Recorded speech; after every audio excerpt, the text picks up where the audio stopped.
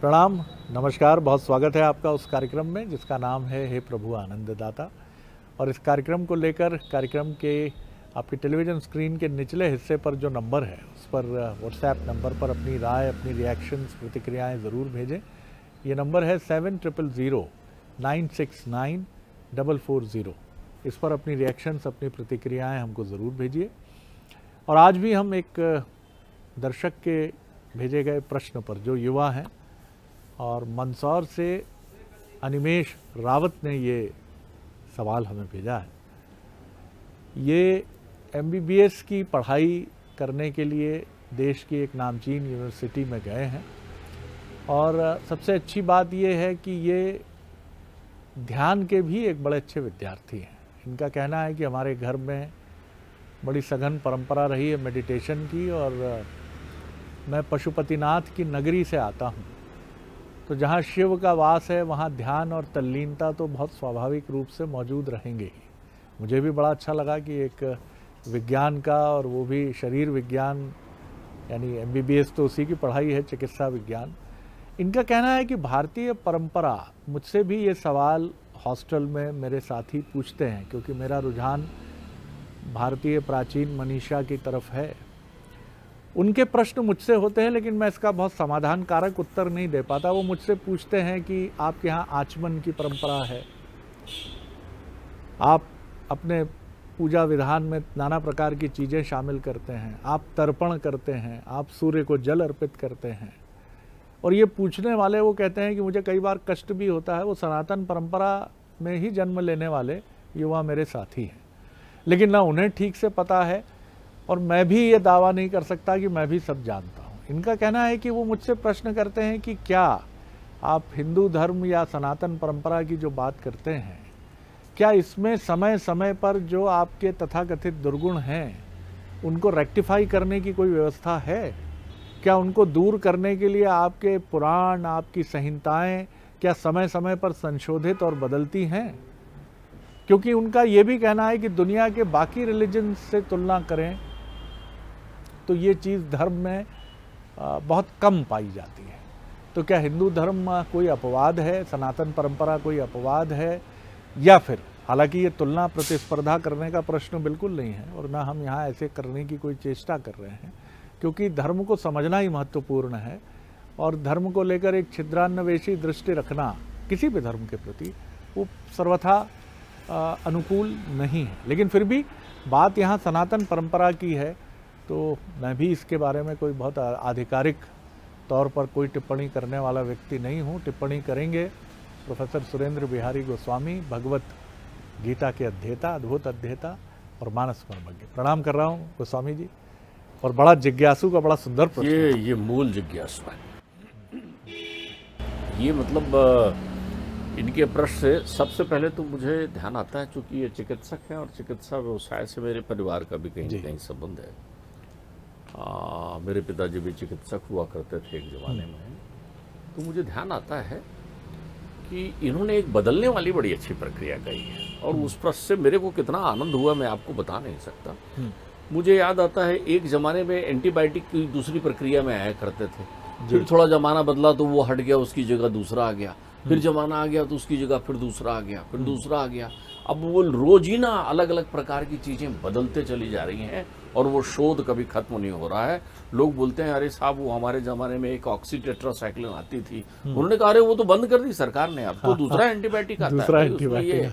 तो वो एनाल्जेसिक के स्वरूप बदल रहे हैं, फीवर की दवाइयों के स्वरूप बदल रहे हैं। तो जो बदलता है वो सृष्टि है, जो बदलता है वो सृष्टि है, वो सृष्टि का नियम ही बदलना है। तो जिस संसार में ये रह रहे हैं बदलना है। शिशु बालक किशोर हुआ और आई जवानी युवा हुआ, प्रौढ़त बुढ़ा गया, पर छूटी ना झूठी माया कहा गया है। कि कितने हमारे शरीर में कितने परिवर्तन होते हैं, नित्य परिवर्तन होते हैं, रोज शरीर बदलता है। इन सारे बदलने की कहानी जहाँ लिखी है उसे वेद और शास्त्र कहते हैं। वो आपको पहले से बताते हैं कि क्या क्या बदलना है। आपने जितना पढ़ा है, जितना समझा है, आपको लगता है ये इतना ही है, इतना थोड़ी है। आप तो बढ़ते चले जाओ, जितनी अनंत ऊंचाई पर पहुंचोगे वहां आपको मिलेगा, क्योंकि ये सनातन है जिसका आदि अंत नहीं है। ये आपको बताता है। आज से 5000 वर्ष पहले ऋषि मुनि बैठ करके प्रमाणिक चर्चा कर रहे हैं 5000 वर्ष पहले नैमिषारण्य में, वहां बैठकर वो उद्घोष कर रहे हैं कि सुनो, एक नंदवंश होगा, एक नंदवंश होगा जिसको एक विप्र नाश करेगा, उस विप्र का नाम चाणक्य होगा। ये वो वेद है।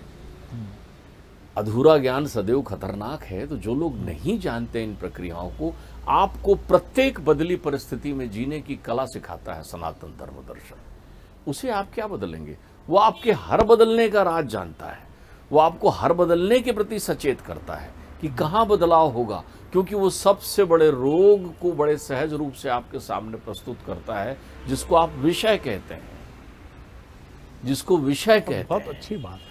विषय की वो मीमांसा वो प्रस्तुत करता है कि ये बढ़ने पर कैसे कैसे स्वरूप लेगा, क्या क्या रूप बनाएगा, कहाँ तक पहुंचेगा। अब आप पहुंचिए अध्ययन करते हुए। ऋषि तो संपूर्ण जन्म जन्मांतर इसमें व्यतीत करते हैं। रिसर्चर हमारे ऋषि वो यही कर रहे हैं, वो ढूंढ रहे हैं। इतनी अनंत गहराई है। सागर में क्या परिवर्तन होगा, आसमान में क्या परिवर्तन होगा, अनंत आकाश में क्या परिवर्तन होगा, अनंत गहराई युक्त सागर में क्या परिवर्तन होगा। वो तो अनंत गहराई में आप तो ढूंढो जितना नीचे जा सकते हो, आप तो उड़ो जितना ऊपर उड़ सकते हो। आपको जीवन के प्रत्येक क्षण में कैसे रहना है और आपके जीवन में जैसा आप रह रहे हैं क्षण कैसा आ जाएगा, इसका विश्लेषण करने का काम है शास्त्र का। वो आपको कहता है, वो आपको बताता है। आपके पास शब्द नहीं है, आपके शब्द वही है जो वहां से उद्धृत है। आप किसी नए शब्द का निर्माण नहीं कर सकते, आप किसी नए विषय वस्तु का सृजन नहीं कर सकते। जो चेतन है, किसी चेतना का सृजन आप नहीं कर सकते। जड़ को स्वरूप दे सकते हैं, जड़ को स्वरूप दे सकते हैं, चेतन का सृजन नहीं कर सकते।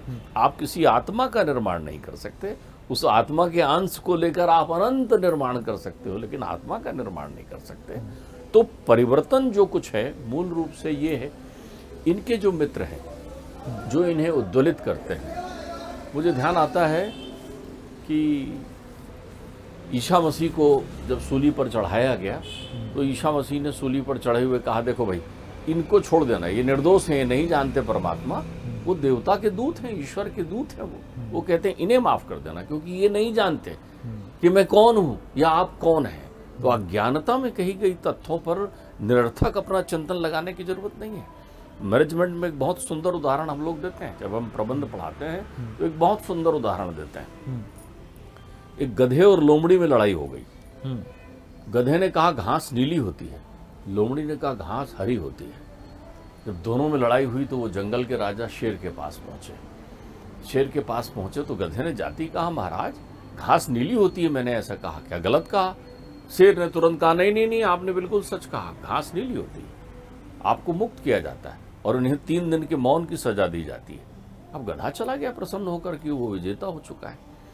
तो लोमड़ी ने कहा, महाराज वो तो सब ठीक है, आप भी जानते हैं कि घास हरी होती है, फिर आपने मुझे ये सजा क्यों दी? बोले सजा तुमको इसलिए थोड़ी दी कि घास नीली होती है, घास हरी होती है, सब जानते हैं।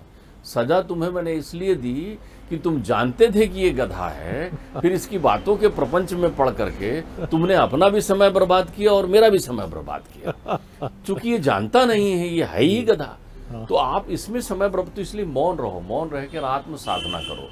तो जो आपकी संस्कृति को नहीं जानते उनके साथ में आप वो चिंतन मत करिए। वो खुद को जानते हैं तो सनातन को जानते हैं। जो भी संसार का मनुष्य है वो सनातनी है, सनातन धर्म नहीं है, ये हिंदू धर्म नहीं है, ये तो आपका दिया हुआ नाम है। सही बात है। जो भी मनुष्य है और मनुष्यत्व प्राप्त करना चाहता है वो सब सनातनी है।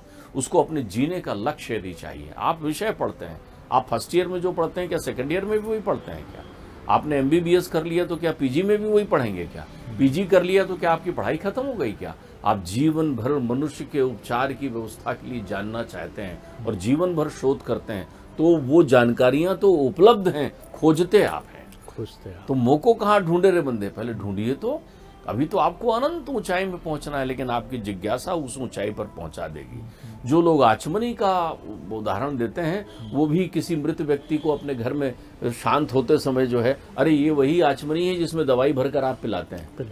आप देखते हैं ना कि दवा का नाम वो आचमनी ही है जिसे आप चम्मच कहने लगते हैं। उस चम्मच से पी गई दवा एक नाप तौल की होती है और आपके जीवन में, आपके स्वास्थ्य में सुधार लाती है।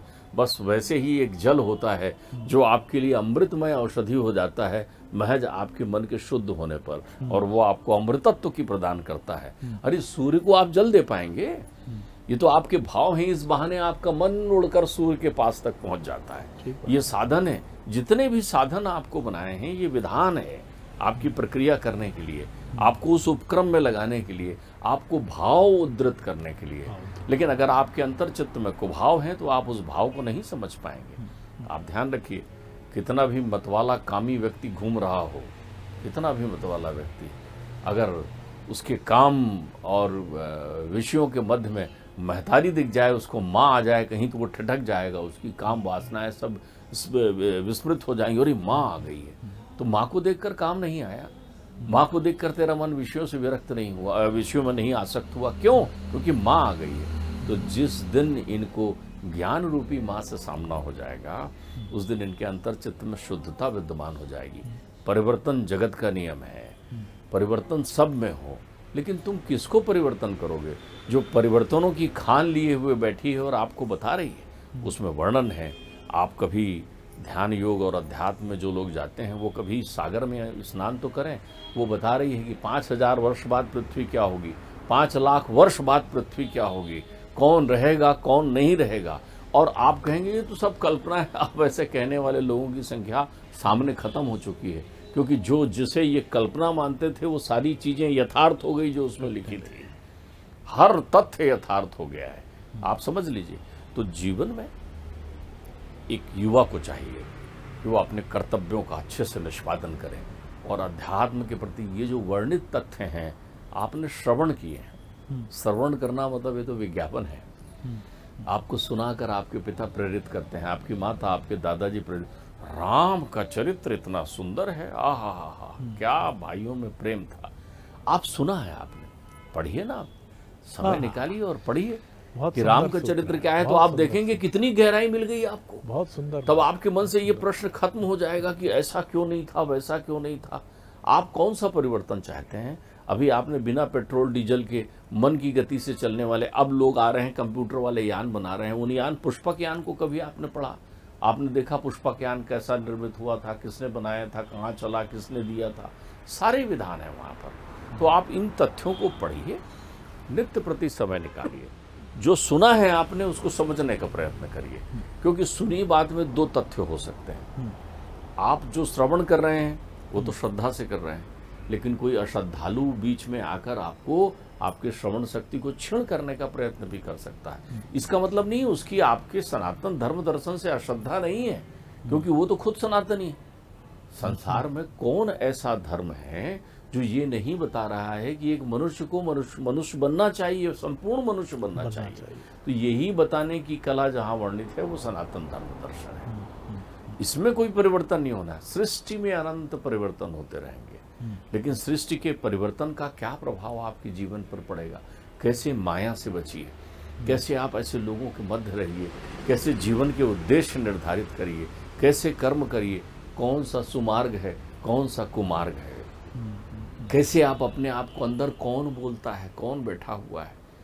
एक चिकित्सक मुझे स्मरण आता है शरद जी, एक मैं हृदय रोग के चिकित्सक से मिला, बड़ा आध्यात्मिक शिक्षक मुझे मिले। वो बड़े बहुत लब्ध प्रतिष्ठित है, मैं अभी उनका नाम नहीं लूंगा, अब भी संसार में वो विचरण करते हैं, और बड़े अनुरागी हो गए।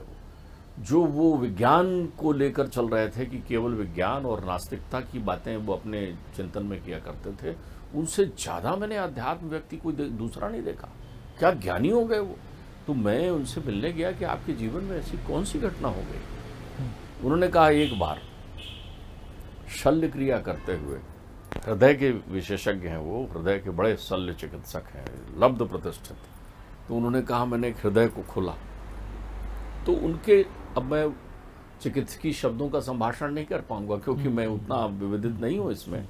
उन्होंने, उनका केस कुछ बिगड़ गया और उन्होंने देखा, खुला हुआ हृदय देखा, तो उन्होंने कहा कि मैंने ये चिंतन किया कि मेरे घर में मेरी माँ कहती है कि हृदय में परमात्मा रहते हैं। तो मैंने कहा मुझे नहीं मालूम कि यहाँ तुम कहाँ पर हो, मुझे आज तक नहीं दिखे, लेकिन अगर तुम हो तो इसको जीवन दान दो। और मैंने अपना एक कठिन निर्णय लेकर काम किया। मुझे ऐसा लगा एक स्पंदन सी अनुभूति हुई और वो ठीक हो गया। मुझे लगा कि कोई ना कोई तो था वहाँ, कोई ना कोई तो था। ये अनुभूति कब तुम्हारे जीवन में आ जाएगी? कब बड़े बड़े नास्तिक परिवर्तित हो गए, बड़े बड़े पाषाण पिघल कर गिर गए, तो जीवन में यत विधना लिखते ललाट पट्टम, परमात्मा की कौन सी यह हेतु की कृपा तुम्हारे जीवन में हो जाए। आप ये देखो कितने नास्तिक थे वाल्मीकि, कैसे आस्तिक हो गए। कितने नास्तिक थे नरेंद्र, कैसे विवेकानंद हो गए।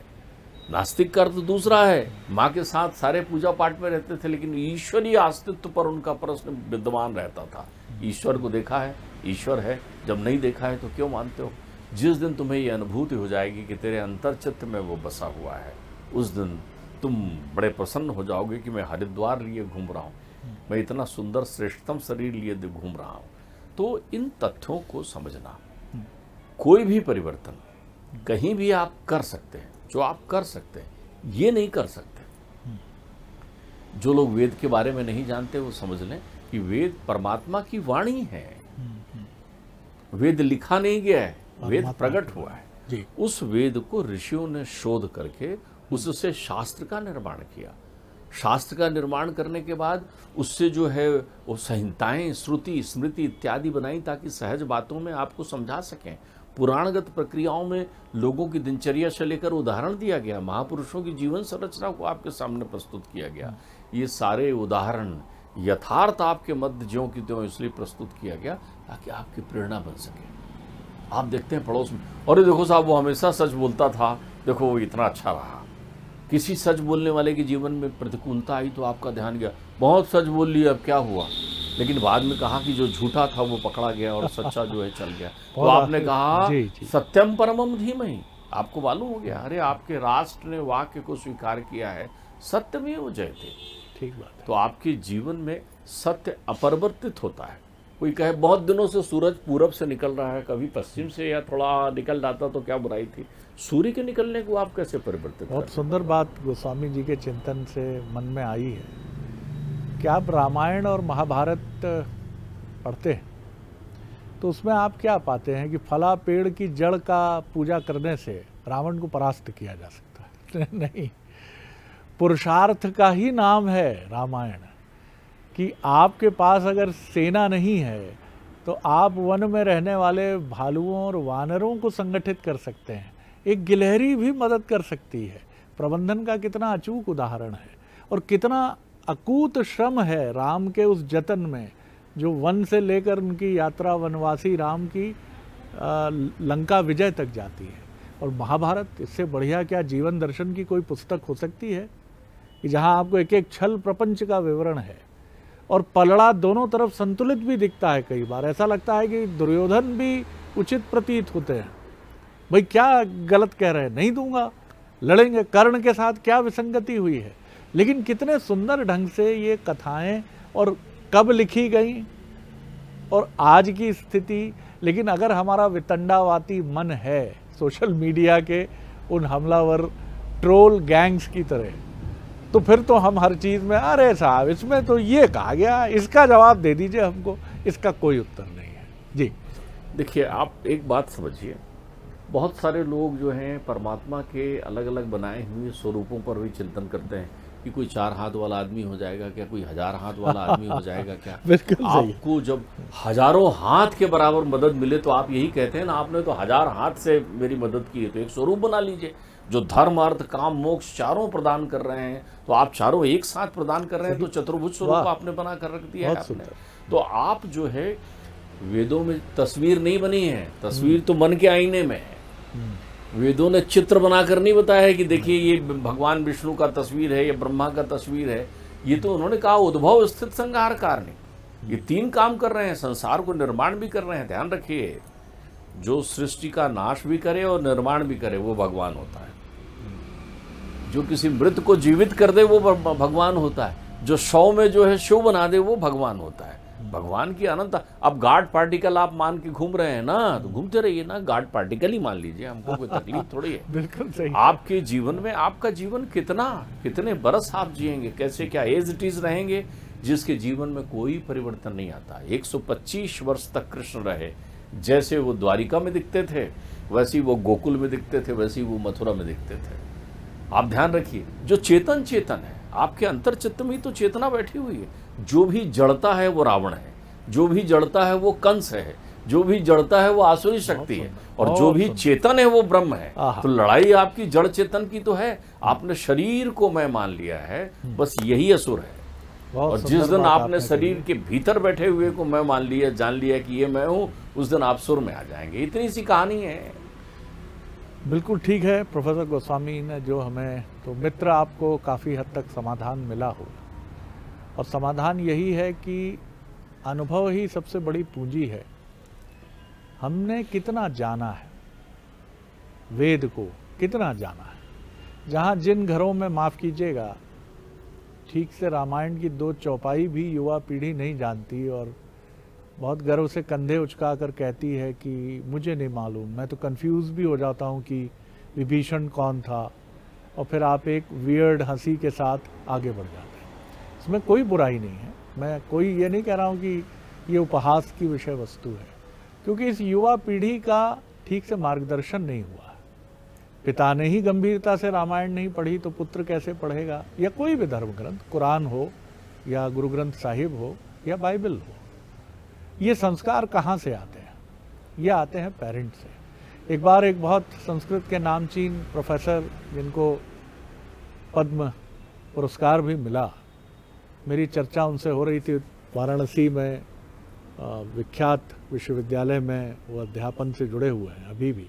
मैंने उनसे पूछा कि आप भारतीय प्राचीन परंपरा के जानकार हैं और संस्कृत भाषा से जुड़े हैं, आपकी विश क्या है, इच्छा क्या है, आप कैसे सोचते हैं? उन्होंने कहा, मेरी इच्छा ये है कि सनातन परंपरा को ठीक तरीके से समाज में पहुंचाने का एक समूह, एक श्रृंखला बने। क्योंकि पाठ्यक्रमों में जब इसको लाने की बात होती है तो विवाद खड़ा हो सकता है। इसलिए बेहतर यह है कि समाज स्वयं आगे आए और समाज अपनी परंपरा के साथ आगे बढ़े।